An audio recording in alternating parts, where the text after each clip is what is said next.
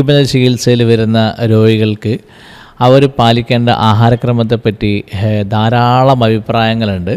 ഞാൻ എൻ്റെ അഭിപ്രായം നിങ്ങളുമായി പങ്കുവെക്കാൻ ആഗ്രഹിക്കുകയാണ്. കാരണം ഓരോ ചികിത്സയിൽ നമുക്കറിയാം, ഹോമിയോപ്പതി ചികിത്സയിൽ കാപ്പി കുടിക്കാൻ പാടില്ല എന്നുള്ളതാണ് ആ ചികിത്സയുടെ രീതിയെങ്കിൽ, ആയുർവേദ ചികിത്സയിൽ മാംസം, മത്സ്യം പോലെയുള്ള ആഹാരം കഴിക്കാൻ പാടില്ലെന്ന ചികിത്സാ നിയമങ്ങളാണ് രോഗികൾക്ക് പറഞ്ഞു കൊടുക്കുന്നതെങ്കിൽ, പലപ്പോഴും അലോപ്പതി ചികിത്സയിൽ ധാരാളം വെള്ളം കുടിക്കാനും ധാരാളം ആഹാരം കഴിക്കാനും കഴിവിൻ്റെ പരമാവധി ആഹാരം കഴിച്ചാൽ കൂടുതൽ ആരോഗ്യം ഉണ്ടാകുമെന്നൊക്കെയാണ് പഠിപ്പിക്കപ്പെടുന്നത്. അപ്പോൾ ഓരോ ചികിത്സയിലും അവരുപയോഗിക്കുന്ന മരുന്നുകളും ചികിത്സാ സമീപനങ്ങളും അതുപോലെ ചികിത്സയിൽ ഉപയോഗിക്കുന്ന മറ്റ് തത്വങ്ങളൊക്കെ അനുസരിച്ചാണ് ഇതിൽ വ്യത്യാസം ഉണ്ടാകുന്നത്. അക്യുപഞ്ചർ ചികിത്സയുടെ കോൺസെപ്റ്റ് അനുസരിച്ച് വിശക്കുമ്പോൾ ആഹാരം കഴിക്കുക എന്നുള്ള ഏറ്റവും പ്രധാനപ്പെട്ട കാര്യം എന്ന് വെച്ചാൽ, പലപ്പോഴും രോഗം എന്ന് പറയുന്നൊരു കാര്യം ഒരു വ്യക്തിക്ക് അതിൻ്റെ ഒരു പ്രയാസം അനുഭവിക്കാൻ തുടങ്ങിയാൽ വിശപ്പ് നന്നായിട്ട് കുറയും. അപ്പോൾ വിശപ്പ് കുറവാണെന്ന് മനസ്സിലാക്കി ആ കുറഞ്ഞ വിശപ്പിനെ പരിഹരിക്കാൻ ആവശ്യമായ അളവിലുള്ള ആഹാരമാണ് കഴിക്കേണ്ടത്. നല്ല ഇഷ്ടമുള്ള ആഹാരം നന്നായി ചവച്ചരച്ച് ഉമിനീര് വർദ്ധിപ്പിച്ചുകൊണ്ട് ആഹരിക്കണം. നമുക്കറിയാം, നമ്മുടെ ശരീരത്തിലുള്ള ദഹന പ്രക്രിയയിൽ വളരെ പ്രധാനപ്പെട്ട പങ്കാണ് ഉമിനീരിനുള്ളത്.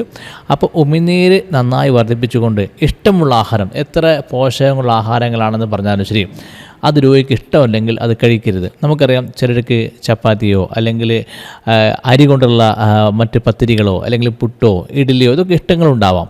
ഓരോ ഇഷ്ടവും പലപ്പോഴും പല സാഹചര്യം മാറിക്കൊണ്ടിരിക്കുന്ന കാര്യം കൂടിയാണ്. അപ്പോൾ ഇഷ്ടം എന്നുള്ളത് ആഹാര വിഷയത്തിൽ പലപ്പോഴും പലർക്കും മാറുന്നൊരു കാര്യമാണ്. എന്നും ഒരേ ആഹാരം കഴിക്കാൻ ആർക്കും ഇഷ്ടമുണ്ടാവില്ല. എന്നും ഒരേപോലത്തെ ആഹാരം ഇഷ്ടമില്ലാത്ത ആളുകൾ നിർബന്ധമായും അവരിഷ്ടമുള്ള ആഹാരം തിരഞ്ഞെടുക്കുമ്പോൾ പലപ്പോഴും രോഗം വരുമ്പോൾ ഈ ഒരു ആഹാരം അമിതമായി കഴിക്കുന്ന ആൾക്ക് രോഗം വരുമ്പോൾ ഇതിനോട് താല്പര്യം ചിലപ്പോൾ കുറയും.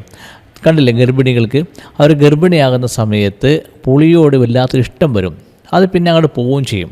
അപ്പോൾ ഇഷ്ടമുള്ള ആഹാരം കഴിക്കുക എന്ന് വെച്ചാൽ അവരുടെ താല്പര്യം രോഗവുമായി ഒരു ബന്ധമുണ്ട്. അവരെ ഇഷ്ടാനിഷ്ടങ്ങൾ രോഗം വരുമ്പോൾ മാറിക്കൊണ്ടിരിക്കുന്നുണ്ട്. അതിനെ മനസ്സിലാക്കി ആഹാരം കഴിക്കുക എന്നുള്ളതാണ്. അപ്പോൾ ഇഷ്ടമുള്ള ആഹാരം നന്നായി ചവച്ചരച്ച്, വിശപ്പുണ്ടെങ്കിൽ വിശപ്പിന് മനസ്സിലാക്കി മാത്രം ആഹാരം കഴിക്കുക. പലപ്പോഴും ശ്വാസമുട്ടൽ പോലത്തെ രോഗികൾക്ക് വിശപ്പ് വളരെ കുറവായിരിക്കും. അപ്പോൾ അത്തരം രോഗികൾ ദിവസം ഒരു നേരം ആഹാരം കഴിച്ചാൽ മതിയാകും. ഒരുപാട് ആഹാരം കഴിക്കേണ്ട ആവശ്യമില്ല. പക്ഷേ കഴിക്കുന്ന ആഹാരത്തിൽ നന്നായി ചവച്ചരച്ച് ഉമിനീര് വർദ്ധിപ്പിച്ച് കഴിക്കുമ്പോഴാണ് നല്ല ആരോഗ്യമുണ്ടാകുമെന്ന് മനസ്സിലാക്കുക. രോഗികൾ രാത്രി ആഹാരം കഴിക്കുന്നത് ഒഴിവാക്കപ്പെടേണ്ടതാണ്. കഴിവിൻ്റെ പരമാവധി 6 മണിക്ക് മുമ്പ് ആഹാരം കഴിക്കാൻ ശ്രമിക്കുക. 6 മണി മുതൽ പകൽ 7 മണി വരെയൊക്കെയുള്ള സമയത്ത് ഒന്നും കഴിക്കാതിരുന്നത് നന്നായിരിക്കും. ആഹാരമോ വെള്ളമോ ഒന്നും കുടിക്കാണ്ടിരുന്നത് നന്നായിരിക്കും. ഇങ്ങനെ പറയുമ്പോഴും വല്ലാതെ ഒരു പ്രശ്നം, ഒരു ദാഹം പോലെ വല്ലാതെ ഒരു ബുദ്ധിമുട്ടുന്നൊരവസ്ഥ വരുമ്പോൾ അല്പമൊക്കെ വെള്ളം കുടിച്ചോളൂ. പക്ഷേ നിങ്ങൾ രോഗം സുഖപ്പെടാൻ ഏറ്റവും ഗുണകരമായിരിക്കുന്നത് ആ രീതിയിൽ ആഹാരം ഒഴിവാക്കുന്നതാണെന്ന് മനസ്സിലാക്കുക. അപ്പോൾ ഈ രീതിയിലാണ് ചികിത്സ പാലിക്കുന്ന രോഗികൾ ആഹാരക്രമം ക്രമീകരിക്കേണ്ടത്.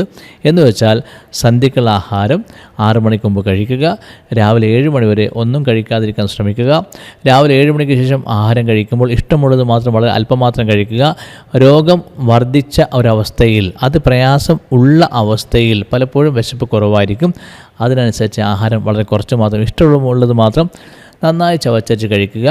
ആവർത്തിച്ച് വെള്ളം കുടിച്ച് ശീലമുണ്ടെങ്കിൽ അത് പൂർണ്ണമായി ഒഴിവാക്കുക. ദാഹമുണ്ടെങ്കിൽ വളരെ അല്പം മാത്രം വെള്ളം കുടിക്കുക. ശുദ്ധജലമാണ് ഏറ്റവും നല്ലത്. അപ്പോൾ നമ്മൾ ശ്രദ്ധിക്കേണ്ടത്, ഒരുപാട് വെള്ളം കുടിച്ച് വയറ് നിറക്കേണ്ട കാര്യമില്ല. രോഗികൾ പ്രത്യേകിച്ച് അവർക്ക് പലപ്പോഴും ചില രോഗങ്ങൾ, പ്രത്യേകിച്ച് സന്ധിവേദന പോലുള്ള രോഗങ്ങൾക്ക് പലപ്പോഴും ദാഹം വളരെ കുറവായിരിക്കും. അതേപോലെ തന്നെ മൂത്രക്കടച്ചിൽ രോഗികൾ പലപ്പോഴും ദാഹം ഇല്ലെങ്കിലും വെള്ളം കുടിച്ചെങ്കിലേ ആ പ്രയാസം മാറിക്കിട്ടുമെന്ന് വിശ്വസിക്കുന്നവരാണ്. പക്ഷേ അങ്ങനെ വെള്ളം കുടിക്കുമ്പോൾ തൽക്കാലം ഒരു ആശ്വാസം കിട്ടും. പക്ഷേ ആ ആശ്വാസം വെറും താൽക്കാലികമായി കിട്ടുന്ന ആശ്വാസമാണ്. ഒരു പെർമനൻറ്റ് സൊല്യൂഷൻ നിങ്ങൾ ആഗ്രഹിക്കുന്നതെങ്കിൽ വെള്ളം കുടിക്കാതിരിക്കുകയും ചികിത്സകനോട് ആ സമയത്ത് കമ്മ്യൂണിക്കേറ്റ് ചെയ്ത് എന്താ ചെയ്യണമെന്ന് അന്വേഷിക്കുമ്പോൾ കൃത്യമായ പരിഹാരം പറഞ്ഞു തരും. അപ്പോൾ ആ രീതിയിലാണ് മൂത്രക്കടച്ചിൽ പോലുള്ള കാര്യങ്ങൾ കൈകാര്യം ചെയ്യേണ്ടത്. അല്ലാതെ ഒരുപാട് വെള്ളം കുടിച്ച് പരിഹരിക്കാൻ ശ്രമിക്കരുത്. ഏതായാലും വിശക്കുമ്പോൾ ആഹാരം കഴിക്കുക. ദാഹം ഉണ്ടെങ്കിൽ മാത്രം വെള്ളം കുടിക്കുക. ദാഹം ഇല്ലെങ്കിൽ വെള്ളം കുടിക്കേണ്ട. രാത്രി ആഹാരം ഒഴിവാക്കുക. രാത്രി നേരത്തെ ഉറങ്ങാൻ ശ്രമിക്കുക. ഒരു 9-9:30 മണിക്ക് കിടന്നാൽ നന്നായിരിക്കും. 10 മണിക്ക് ശേഷം വൈകി ഉറങ്ങുന്ന ആളുകൾ, 11 മണിക്കും 12 മണിക്ക് ശേഷം ഉറങ്ങുന്ന ശീലമാണുള്ളതെങ്കിൽ പലപ്പോഴും അത് രോഗങ്ങളുണ്ടാക്കും. എന്തെങ്കിലും ഒരു ദിവസം യാത്ര കൊണ്ടോ അല്ലെങ്കിൽ പരീക്ഷയ്ക്ക് പഠിക്കാൻ വേണ്ടി ഒരു ദിവസം ഉറക്കം ഒഴിയുന്നതുകൊണ്ട് വലിയ കുഴപ്പമൊന്നും ഉണ്ടാവില്ല. പക്ഷേ രാത്രി എന്നും 12 മണി വരെ മൊബൈൽ ഫോൺ സ്ക്രോൾ ചെയ്തുകൊണ്ടോ മറ്റെന്തെങ്കിലും ചെയ്തുകൊണ്ടൊക്കെ നേരം വൈകി ഉറങ്ങുന്ന ശീലമുണ്ടെങ്കിൽ അത് വലിയ അപകടം ഉണ്ടാക്കും.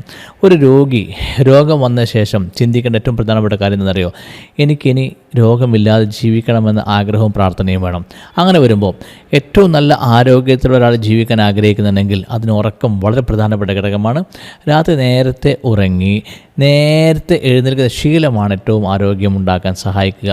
നിങ്ങൾ ശ്രദ്ധിക്കൂ, ലോകത്ത് ജീവിച്ച എല്ലാ പ്രഗത്ഭനായ മഹാന്മാരും അവരുടെ ശീലങ്ങളിൽപ്പെട്ടതായിരിക്കും. അവർ നേരത്തെ ഉറങ്ങി പുലർച്ചെ തഹജ്ജുദിന്റെ സമയത്ത്, അല്ലെങ്കിൽ നമ്മളൊക്കെ മനസ്സിലാക്കുന്ന പോലെ തന്നെ നേരത്തെ ഉണരുന്ന ശീലം അത് ഒട്ടേറെ അത്ഭുതങ്ങളുള്ള വ്യത്യാസം ഉണ്ടാക്കുന്ന ഒരു അവസ്ഥ മനുഷ്യ ശരീരത്തിൽ ഉണ്ടാക്കുന്നുണ്ട്, മനുഷ്യൻ്റെ ബുദ്ധിയിൽ ഉണ്ടാക്കുന്നുണ്ട്, മനുഷ്യൻ്റെ ആത്മീയപരമായ ചൈതന്യം വർദ്ധിപ്പിക്കാൻ സഹായിക്കുന്നുണ്ട്. അതുകൊണ്ടായിരിക്കും ഹിന്ദുമത വിശ്വാസികളൊക്കെ ആ സമയത്ത് ബ്രഹ്മമുഹൂർത്തം എന്ന വാക്ക് തന്നെ ഉപയോഗിച്ചിട്ടുണ്ടാവുക. ഏതായാലും നേരത്തെ ഉറങ്ങി നേരത്തെ ഉണരുന്ന ശീലം നിങ്ങൾ ശീലിക്കുകയാണെങ്കിൽ നിങ്ങളുടെ ശരീരത്തിൻ്റെ ഇമ്മ്യൂൺ സിസ്റ്റം വളരെ ശക്തിയുള്ളതായി മാറാനും രോഗം ആവർത്തിച്ചു വരുന്നത് തടയപ്പെടാനും കൂടുതൽ ആരോഗ്യവും ഉണർവുമുള്ള ഓജസ്സുള്ള ഒരു ശരീരം വീണ്ടെടുക്കാൻ നിങ്ങൾക്ക് സാധിക്കും. ഏതായാലും രോഗചികിത്സയിൽ പാലിക്കപ്പെടേണ്ട വളരെ പ്രധാനപ്പെട്ട ആഹാരചിട്ടകൾ നിങ്ങളുമായി പങ്കുവെക്കാൻ ആഗ്രഹിക്കുകയാണ്.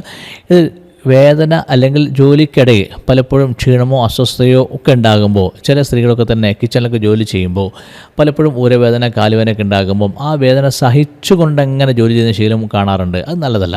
അങ്ങനെ വരുമ്പോൾ അല്പം വിശ്രമിച്ച് ജോലിക്കിടെ ഒരു 5-10 മിനിറ്റ് ഒന്ന് എഴുന്നേറ്റ് വീണ്ടും ജോലി ചെയ്യുന്നത് നന്നായിരിക്കും. അങ്ങനെ നിങ്ങൾ ഒരു ക്രമീകരണം നടത്തുകയാണെങ്കിൽ രോഗം സുഖപ്പെടാൻ വലിയ പ്രയോജനം ചെയ്യും. ഏതായാലും രോഗം കണ്ട് ഭയപ്പെടുന്നത് ഒരു ശരിയായ പരിഹാരമല്ല, മറിച്ച് രോഗത്തിനെ കൃത്യമായി സമീപിക്കുന്നതാണ് യഥാർത്ഥ പരിഹാരം. അങ്ങനെ വരുമ്പം നിങ്ങൾ ഓരോരുത്തരും നിങ്ങൾ അനുഭവിക്കുന്ന ആരോഗ്യ വിഷയങ്ങൾ കൃത്യമായി പരിഹാരമുണ്ടാക്കുന്ന ചികിത്സ അക്യുപങ്ക്ചർ ഉപയോഗപ്പെടുത്തുമ്പോൾ ഈ രീതിയിൽ വിശപ്പിന് മാത്രം ആഹാരം കഴിക്കുകയും ദാഹം ഉണ്ടെങ്കിൽ മാത്രം വെള്ളം കുടിക്കുകയും ഇരുന്നു കൊണ്ട് വളരെ അല്പാൽപമായി വെള്ളം കുടിക്കുകയും ഒറ്റയടിക്ക് ഒരുപാട് വെള്ളം കുടിക്കുന്ന ശീലങ്ങളൊക്കെ ഒഴിവാക്കിക്കൊണ്ട് വളരെ അല്പാൽപമായി വെള്ളം കുടിക്കുകയും വെള്ളം കുടിക്കുമ്പോഴും ഭക്ഷണം കഴിക്കുമ്പോഴും നിർബന്ധമായും ഉമിനീർ കലർന്നുകൊണ്ട് തന്നെയല്ലേ അത് അകത്തേക്ക് പോകുന്ന ശ്രദ്ധിക്കുകയും ചെയ്യുക. അതുപോലെ രാത്രി നേരത്തെ ഉറങ്ങുകയും നേരത്തെ ഉണരാൻ ശ്രമിക്കുകയും പറ്റുമെങ്കിൽ നേരത്തെ ഉണർന്ന് നല്ല ശുദ്ധിയാകാൻ കുളിക്കുന്ന ശീലം വളരെ ഗുണകരമായിരിക്കും. അങ്ങനെ നേരത്തെ കുളിക്കുന്ന ശീലമൊക്കെ വളരെ നന്നായിരിക്കുമെന്ന് പറയാൻ ആഗ്രഹിക്കുന്നു. ഏതായാലും ഓരോ ചികിത്സയിലും വൈവിധ്യങ്ങളായ ചികിത്സാ സമീപനങ്ങളും അതുപോലെ ചികിത്സാ കാലയളവിലുള്ള ആഹാര ക്രമീകരണങ്ങളൊക്കെ ഉള്ളപ്പോൾ അക്യുപങ്ക്ചർ നിർദ്ദേശിക്കുന്ന ക്രമീകരണം ഇതാണെന്ന് മനസ്സിലാക്കുക. നല്ല ആരോഗ്യം എല്ലാവർക്കും ഉണ്ടാകട്ടെ എന്ന് പറയാൻ ആഗ്രഹിക്കുന്നു. മാത്രമല്ല, നിങ്ങൾ അറിയേണ്ട ഒരു പ്രധാനപ്പെട്ട കാര്യം, ഇപ്പം പറഞ്ഞ ഒരു ആഹാര ക്രമീകരണങ്ങൾ ഫോളോ ചെയ്യുകയാണെങ്കിൽ ഒരു വ്യക്തിയുടെയും പ്രതിരോധ സംവിധാനം, ഇമ്മ്യൂൺ സിസ്റ്റം വളരെ ശക്തിയുക്തമാവുകയും പിന്നീട് രോഗം വരാത്ത, അമിതമായ രോഗം ഉണ്ടാക്കുന്ന പ്രശ്നങ്ങൾ വല്ലാതെ ഇല്ലാത്ത ഒരു സാഹചര്യം ഉണ്ടാകാൻ സഹായിക്കാറുണ്ട്.